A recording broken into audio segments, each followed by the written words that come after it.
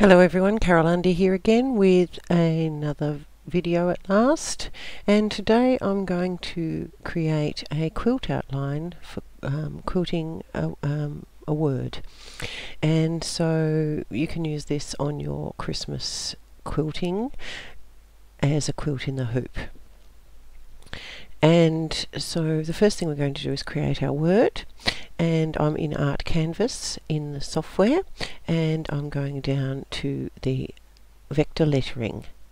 So you can press F8 if you want to use the shortcut, or just left click on the vector lettering, and you'll notice now that your cursor has a little letter A underneath it and it's a cross.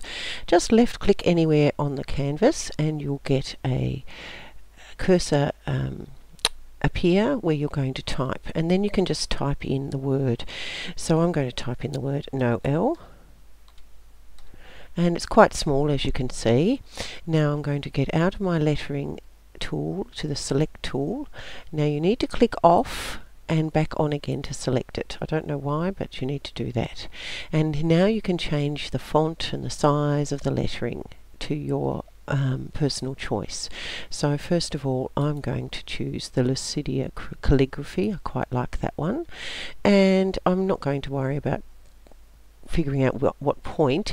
I've got my zoom at 100%, so I'm going to just drag it to a size that I think is nice for a quilt, something that's really going to show out. Okay, that seems good to me, and that works out to be, if we go up here, it'll actually tell me that that's 190 millimeters, which is 19 centimeters, so nearly 20 centimeters. So if you want to be pedantic, you can select it again and again, so that you're not on the rotation ones, and just keep going till you see it at 200 millimeters. Or roughly there, so you know that you're 20 centimeters long. So you can adjust that to suit the size you want. Now the next thing we're going to do is select it. If I converted this straight to embroidery now, it would default to satin stitch because it's lettering, if I use the vector lettering. So let's just show you that. In any event, even if it filled it, because it's large, filled it with fill stitch, it will, because it's lettering, it's going to see these different areas of the lettering as different angles. I'll show you what I mean by converting the lettering, and we'll undo that then. So let's go to convert text to embroidery, and as you can see, I don't know why it does this, but it actually overlaps the letters, and it does it in satin stitch. But also, if we go to the objects, it's one object. So we could break it apart if I select it, and then we can have a look at the different objects, and you can see that it's actually broken up the letter N. It's kept the O, E and L as individual sections, but if I was to convert this to outline, which is what I intend to do eventually, let's just spread those letters out a bit first so that they're not overlapped. This is possible. So I need to select it. I'll undo the break apart and select it, and go to the reshape tool and spread that out across the line a bit more.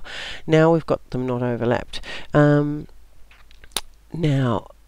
back to break apart. Sorry, no, I'll just leave it as that, and I'll go to, well, I can't change it to outline because it's lettering, so I'd have to break it apart, and then I can change it to select all, shift and go to outline. Now the immediate problem is you've got outlines going across these sections here, and that's because each of these individual sections are being outlined individually, and you've got a line across here, and you've got jump stitches or something across there. Well, actually I'm in artistic view, so they must actually embroider across there as well. So it's not very successful. We'd have to do a lot of fiddling around to get rid of these. So what I'm going to do is just undo right back to the art canvas. There we go.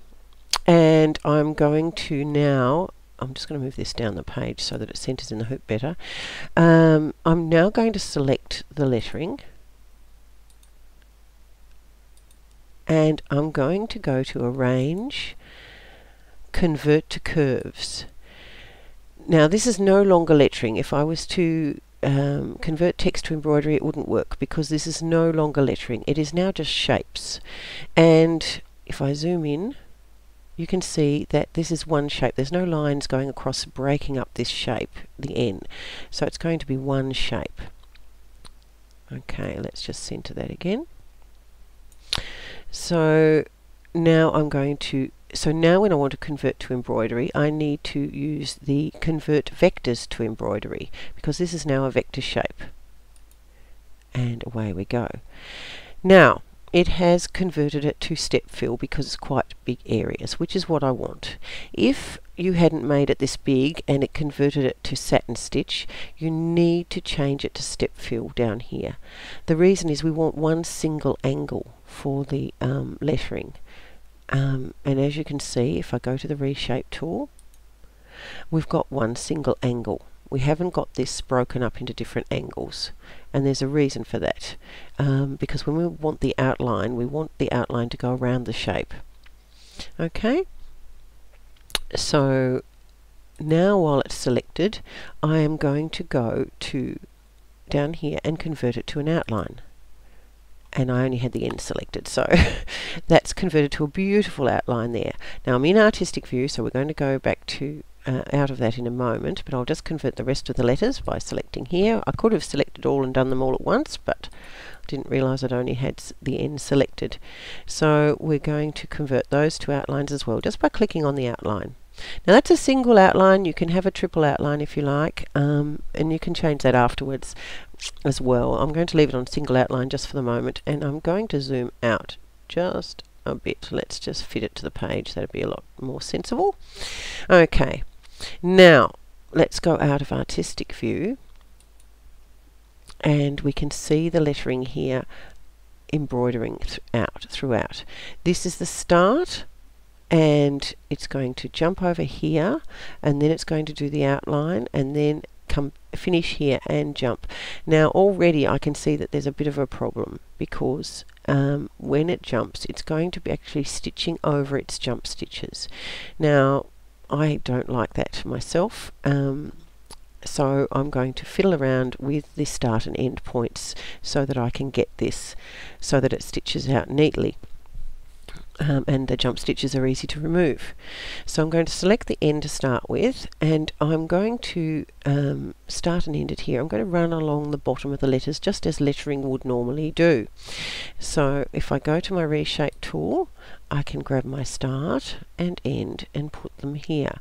Now I like my start and ends to be together when I'm doing this so that it doesn't backtrack to get to the start or end.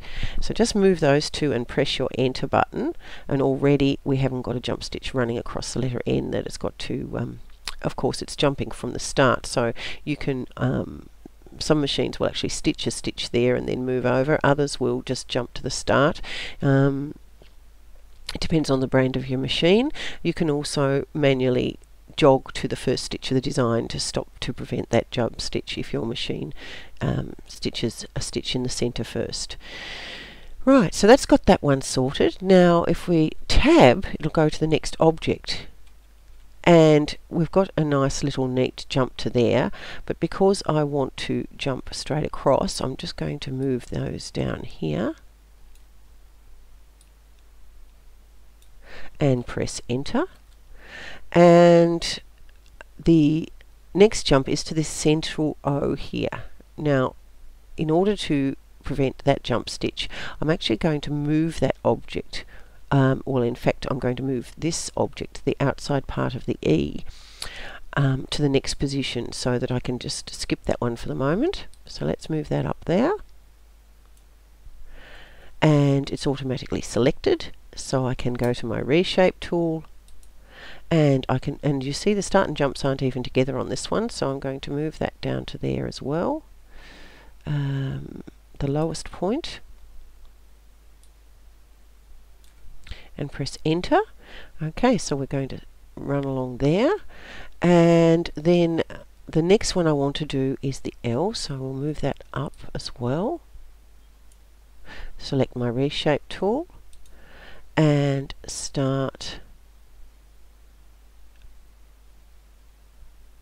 and finish at the same spot. Enter. Now the other thing this does too is the software, if you're doing it all in one colour, if you've got a little gap like this, which may be less than 2 millimeters, the software won't actually tie off between the objects. So by having longer gap jumps between the objects, you're going to ensure that the software ties off after each object. So that's something to be aware of when you're doing objects that are close together, that you do want to tie off, and want these to tie off so that they don't unravel. So make sure your jump stitches are at least 2 millimeters or more. Go for 3 millimeters actually to be safe, and then that way you will make sure that you tie off after each object. So the next one I want to do is I want to jump from here to this one. Now its start and end are fine, but it's just in the wrong order because I don't want to jump over back to this center of the O and then back again. So let's just swap these over. Oh, it's automatically moved the start and end point for me, so I will actually I can leave that too, because what will happen is it'll jump from here over the top of the L, it will stitch right around, and then it will jump over the top of itself and this part to the O, but that will stitch around over that jump stitch. So we're going to select the O and find its reshape tool to find its start and end, and we can actually move that to there so that we don't jump over itself. Enter. Okay, and then if you've got your software set to revert back to the center for the final stitch, it will go back here, or you can arrange your start and end and end at the last stitch of the design. I'll just move that over here. You can also end at the start at the first stitch of the design in the software here, so that your machine will automatically go to that. But if you're converting to another format, some machines do require the first stitch of the design to be in the center. So just be aware of the format you're using, and if you find that it won't go into the hoop in your brand of machine, it's probably because you haven't got the first of the stitch of the design in the center. So it's best to save it with that if you don't have a Bernina machine. Okay, so I'm going to go OK here, and that's of course finished the design there instead of jumping back to the center. So that's all there is to it. Now if I put that in artistic view again, and I'll take off the reshape tool and the select. Now as I said, that's in a single run, so we can also change that to triple, which will give us a bolder look. It doesn't really show up so much here. Excuse me. I'll go 1 to 1.